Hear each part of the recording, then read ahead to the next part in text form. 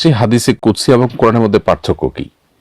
হাদিসে কুদসি এটিও আল্লাহর কালাম বা আল্লাহর দিকে সম্বন্ধ করে বলা হয় যে আল্লাহ বলেছেন, আল্লাহর কথা হাদিসে কুদসিও, আবার কোরআনও আল্লাহর কালাম বা আল্লাহর কথা।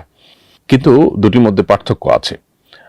কোরআন হলো আল্লাহর সেই কালাম বা কথা যেটার ভাষা, মর্ম সবকিছু আল্লাহ তাআলার, যেটা জিবরিলের মাধ্যমে আল্লাহ তাআলা রাসূলের কাছে পাঠিয়েছেন। আর হাদিসে কুদসি হলো যেটার মর্ম আল্লাহ তাআলার কিন্তু ভাষা নবী সাল্লাল্লাহু আলাইহি ওয়াসাল্লামের, অর্থাৎ যেটা জিবরিলের মাধ্যমে আসেনি, বরং নবী সাল্লাল্লাহু আলাইহি ওয়াসাল্লামের অন্তঃকরণে আল্লাহ তাআলা সরাসরি ওহী করেছেন, সেটা নবী সাল্লাল্লাহু আলাইহি ওয়াসাল্লাম তার ভাষা প্রকাশ করেছেন। এটা হলো হাদিসে কুদসি। যার কারণে হাদিসে কুদসির যে ভাষা, সেটা সবসময় অকাট্য হওয়া জরুরি নয়। কারণ হলো সেই ভাষ্য বা সেই হাদিসে কুদসি বর্ণিত বর্ণনাটি বিশুদ্ধ হতে পারে, বিশুদ্ধ নাও হতে পারে, দুর্বল হতে পারে। কিন্তু কোরআনের যে বর্ণনা, সেটির ভাষা এবং মর্ম সবই আল্লাহর পক্ষ থেকে আসছে, জিবরিলের মাধ্যমে নবী সাল্লাল্লাহু আলাইহি ওয়াসাল্লাম বলেছেন, এবং সন্দেহাতীত সূত্র দ্বারা সেটি আপনার সংরক্ষিত হয়েছে। তো হাদিসে কুদসি এটাও আল্লাহর কথা, কোরআন আল্লাহর কথা, কিন্তু একটা আল্লাহ তাআলা নবী সাল্লাল্লাহু আলাইহি ওয়াসাল্লামের অন্তরে দিয়েছেন, তিনি তার মুখে সেটার ভাষা বা সেটার মর্মটাকে তিনি তার ভাষায় তিনি ব্যক্ত করেছেন। তো এই হলো পার্থক্য। এছাড়া কোরআনের শব্দগুলো সবই মুতাওয়াতির, একেবারে সন্দেহাতীত সূত্র দ্বারা অগণিত মানুষ শুরু থেকে আজও পর্যন্ত বর্ণনা করে আসছে, ছন্দের ঊর্ধ্বে উঠেছে। তাছাড়া হাদিসে কুদসি এটি স্পর্শ করার জন্য ওযু প্রয়োজন নাই, কিন্তু কোরআন স্পর্শ করার জন্য ওযু প্রয়োজন। এরকম আরো বেশ কিছু পার্থক্য আছে, কিন্তু হাদিসে কুদসিকে আল্লাহর দিকে সম্বোধন করার বিষয়টিও সুসাব্যস্ত, সুপ্রমাণিত, সেটাকে অস্বীকার করবার সুযোগ নয়। বিশুদ্ধ সূত্রে বর্ণিত হাদিসে কুদসির একটা বিশেষ গুরুত্ব রাখে, যেটি আল্লাহ তার রাসূলকে দিয়ে বলিয়েছেন। রাসূল সাল্লাল্লাহু আলাইহি ওয়াসাল্লাম নিজে থেকে যেগুলো বলেছেন, সেগুলো আল্লাহ তাআলা দ্বারা নিয়ন্ত্রিত, এবং আল্লাহ তাআলা তাকে ওহীর মাধ্যমে তাকে দিয়ে আল্লাহ বলিয়েছেন।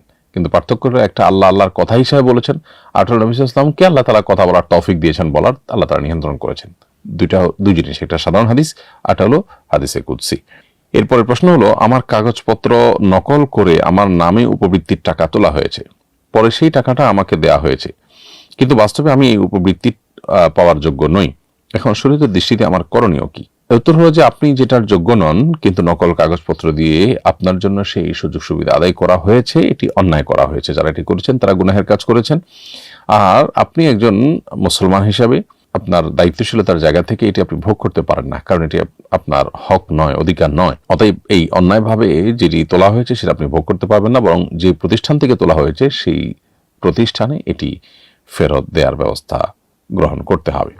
এরপরে প্রশ্ন হলো, সাবেক প্রধানমন্ত্রী বেগম খালেদা জিয়ার জানাজায় সাধারণ মানুষের পাশাপাশি আলেমদের উপস্থিতি এবার বিশেষভাবে চোখে পড়েছে, অথচ রাজনীতিবিদদের জানাজায় এমন দৃশ্য খুব বেশি দেখা যায় না। এর কারণ কি? খুবই গুরুত্বপূর্ণ প্রশ্ন।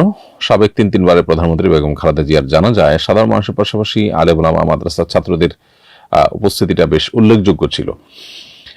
এর অন্যতম বড় কারণ আমি মনে করি যে, বেগম খালেদা জিয়া ব্যক্তিগতভাবে তিনি ইসলাম প্র্যাকটিস কতটা করতেন বা করতেন না, সেটা তো আমরা সেভাবে জানি না। কিন্তু একটা বিষয় খুবই পরিষ্কার, সেটা হলো, আমরা আমাদের শৈশব থেকে বেগম খালেদা জিয়াকে দেখে আসছি যে তিনি কখনো আলেম ওলামা বা ইসলাম বা কোনো ধর্ম, এগুলো নিয়ে কখনো নেগেটিভ কটূক্তিমূলক বক্তব্য, অথবা আপনার এদেশের মানুষ ধর্মপ্রাণ, তাদেরকে সংক্ষুব্ধ করে কোনো কথা বলতে তাকে কখনো শোনা যায় না। অথচ তার দলের কোনো নেতাদের কোনো কথা দেখা গেছে ওলামা ইকরাম আঘাতপ্রাপ্ত হয়েছেন বা খোঁচা মেরে কথা বলেছেন, কিন্তু তিনি এই কাজটি কখনো করেননি। এটির মধ্য দিয়ে তিনি মূলত তার স্বামী শহীদ প্রেসিডেন্ট জিয়াউর রহমানের যে আদর্শ, সেটিকে ধারণ করেছেন। এই একটি জায়গায় তিনি অন্য অনেক থেকে পৃথক হয়ে গেছেন। বাংলাদেশের ইতিহাসে যত শাসক এসেছেন, এই শাসকদের মধ্যে খালেদা জিয়ার এই একটা জিনিস, অর্থাৎ ওলামা ইকরামের প্রতি শ্রদ্ধা, দিন এবং ধার্মিকদের প্রতি শ্রদ্ধা, তাদেরকে কখনো অবজ্ঞা অবহেলা না করা, কিংবা তাদেরকে কখনো অপমান না করা, খোঁচাখুচি না করা, এই একটা বিষয়ের কারণে তিনি সাধারণ দিনদার মানুষদের কাছেও বেশ গ্রহণযোগ্য মানুষে পরিণত হয়েছেন। তাছাড়া প্রচন্ড রকমের মাজলুম হওয়ার কারণে বয়সেও এত জুলুমের শিকার হয়েছেন। পুরো পরিবার, তার ঠিকানা, আবাসন, জীবন সবকিছু যখন তছনছ করে দেওয়া হলো, তখন খুব স্বাভাবিক সাধারণ মানুষের সিম্প্যাথি তার প্রতি যুক্ত হয়েছে। আবার সময়টাও রাইট টাইম ছিল। হয়তো বিগত সরকারের আমলে যদি তার মৃত্যু হতো, তাহলে সেক্ষেত্রে সেখানে জানা যায় এত মানুষ উপস্থিত হওয়া সহজ ছিল না। মানুষ আসলে স্বাধীনভাবে কোনো কাজ করতে পারলে তখন মানুষ যেটা করে, সেটাই হলো মানুষের মনের কথা। আর স্বাধীনভাবে যখন কাজ করতে পারে না, তখন আসলে মানুষের সিদ্ধান্তের মাধ্যমে তার সঠিক যে অবস্থান সেটা সবসময় পরিষ্কার হয় না। যাই হোক, তো বেগম খালেদা জিয়ার বহুত্রী আল্লাহ তাআলা মাফ করে থাকে, আল্লাহ তাআলা জান্নাতবাসী করুন, দোয়া করি। এবং তার যে বিষয়টার কারণে তিনি অনন্য হয়েছেন, তার অনন্য হওয়ার মতো আরও বিষয় থাকতে পারে, আমি যেটি কথা উল্লেখ করেছি সেটি, এবং তার স্বামী এবং শহীদ প্রেসিডেন্ট জিয়াউর রহমানের যে আদর্শ সেটি যেন এই দলের